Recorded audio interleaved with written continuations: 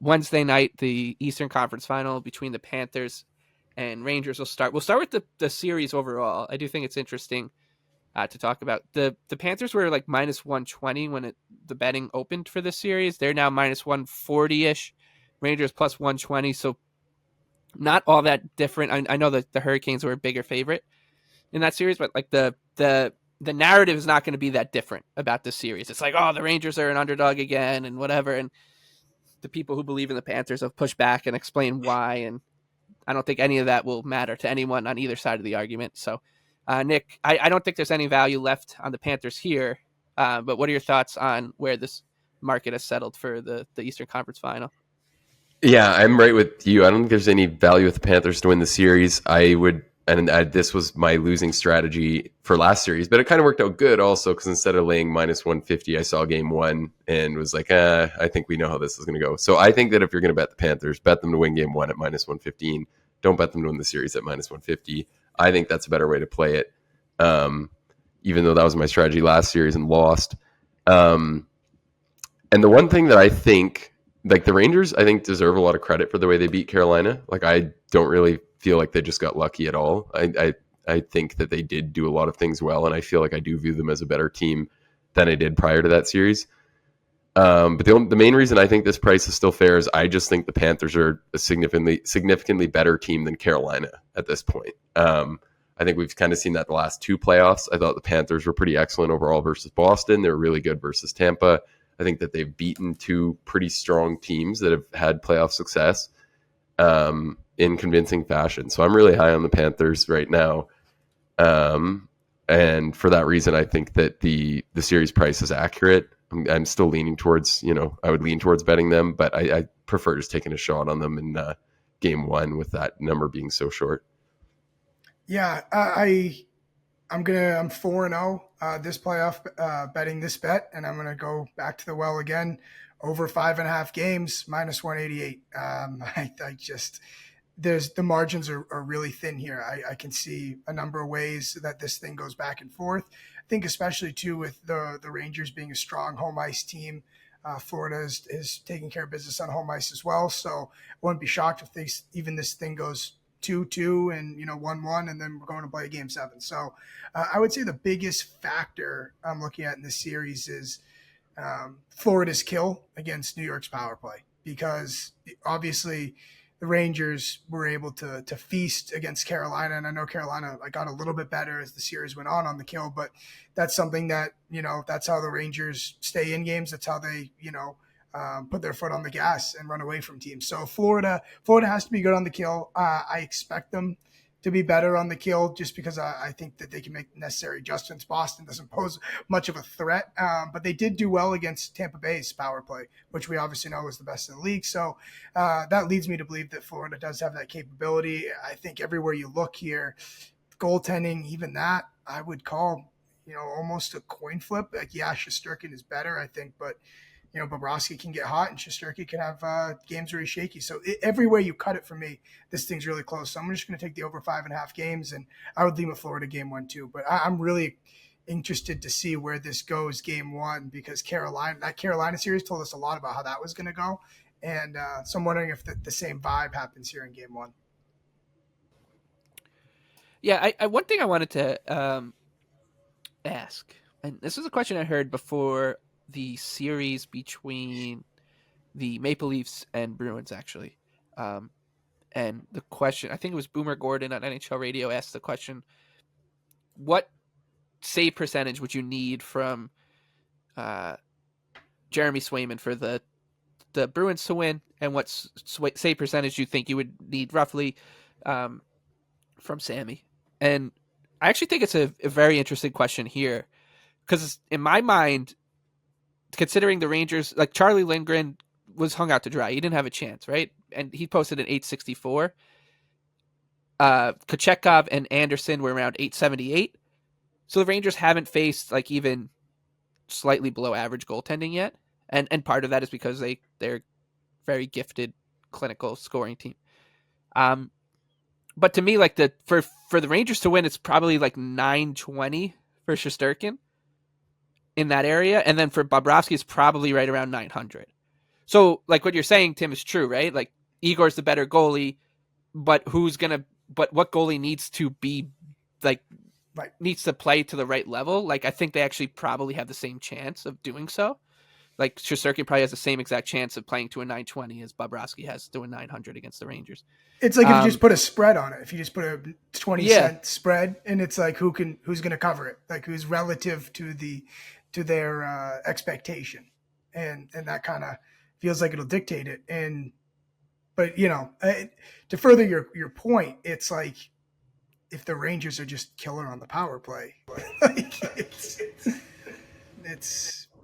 that's how they do it. So you'd expect the Panthers to like be the first team that they'd face to fight back on both like the power play and in the goaltending department. Like, have the Rangers played a game yet in this playoffs where the opposing goalie was good, like actually like really good? And I'm trying to think of one. And I mean, I think some of the Caps ones, but that's just completely different because exactly. they're not even in the same world as Florida. Yeah, I mean, I think Florida is arguably better in every area than Carolina, and then they have Bobrovsky. They're close. They're at least right on par with them everywhere else, and then they have Bobrovsky on top of it, who's a lot more convincing than Anderson. And again, I think the Rangers deserve a lot of credit for what they did. I also think that you could say Anderson's performance in Game 6 would have been the worst Bobrovsky performance probably from the last 2 playoffs. So right.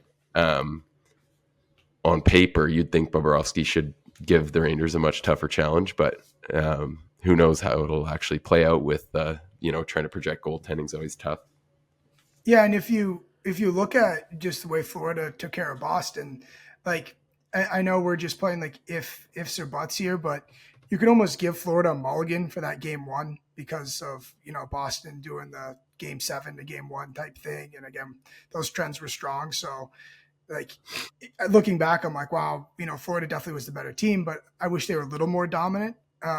But in terms of like the series, the way it ended going to 6, but again, that Game 1, like it depends on how much you value what you saw there. So, because I was like just Boston full on riding the wave of the adrenaline. So, I don't know. It's just, again, I think we'll learn a lot from Game 1 and how opportunistic can the Rangers continue to be, and that might be good enough against Florida. Like it still could be very much so. Because we know the Bruins weren't. Like they probably were 0-10 on breakaways. Is Kreider and Trocheck and Lafreniere and Panarin going 0-10 on breakaways? I don't think so. No, probably not. So, all right, that's kind of our big picture thoughts. Nick, you sort of alluded to it for Game 1. So pick 'em, and the total is sitting right now at a juiced 5.5 to the under. So is it just Panthers for you? For Game 1? For Game 1, I same kind of thing as last series. I'll see if the Rangers can prove me wrong again. Yeah, and I actually think that there's probably value on the over here for Game 1. I think with the I was gonna say I was waiting for someone to validate it. Yeah, it's the frustrating thing. Like like we know how the Panthers like to play, and if you're gonna toe the line against the Bruins, it's one thing. And I know that they played the Lightning already and did a great job against that kill, so perhaps I'm underrating it. But it seems like Ranger games, referees are always happy to call just about everything. And you know what? And on top of that, Leboff, if you remember the way that Boston-Florida series started with them having to do the league will be heavily, scrutinizing, Game 3 or whatever it was, they could be saying, hey, Florida's the type of team, let's get on this from the jump here, league officials. So if there's a time for power plays, I think it could be coming early here. I think the NHL is probably feels like they left one on the – maybe a little bit embarrassed with the whole Sam Bennett situation that they really kind of missed one. So I think Florida could be a team that right off the jump, it's like, okay, we got to take control early here.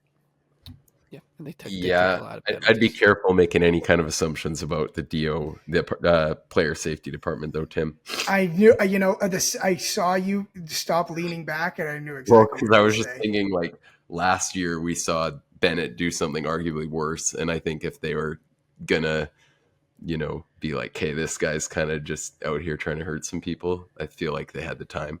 I don't know. Yeah, But He's against the Rangers, it'll be a down little to how different. you view like what he did as being intentional. I think a lot of people feel like it probably was. I But view it as the way it went down in terms of like this angle comes out like 2 days later or whatever, and it's like kind of a black eye on the that league to part's be so like, insane. Not to get hung up on this. I just think that Yeah, like the I fact mean, that like again like let's just hey guys let's not have this situation again. Let's call stuff on the ice. We know it's Florida. We know the type of team they are. You know, It's also it's game one. It's game yeah, one. no, and to go back to the more important point, I do think it's the over or nothing. I'm right with you, Mike. Like I think this will be another one of those series where by the end of the series there'll be good betting on the unders, but at the start 5.5 could prove to be a touch low. All right. Real quick. Any sort of player props that you'd look at to lead the series in scoring, or along that lines? I for this one,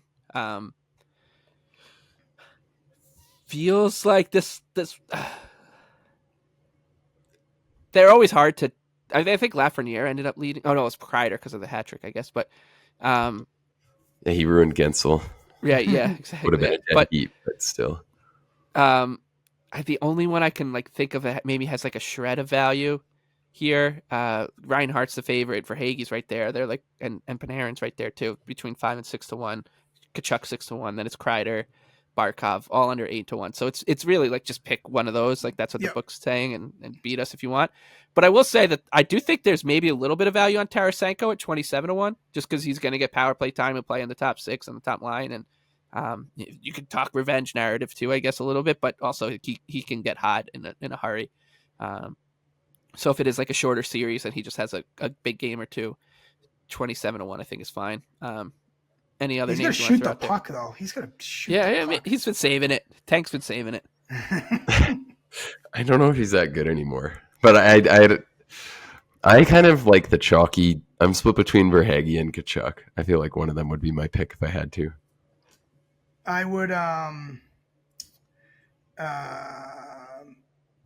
I'm looking. I want to take a like a most points in series, like an Adam Fox 28-1, possibly get hot on the power play, something like that. I wouldn't mind a little taste on, like if you're going to take one of those big dogs, like Leboff said, pick one of them, and then I like a longer shot, like a Montour or a Fox. If again, if it's just power play points, let's get some secondaries as a long shot. Yeah, Montour and 110-1 isn't a bad one. All right.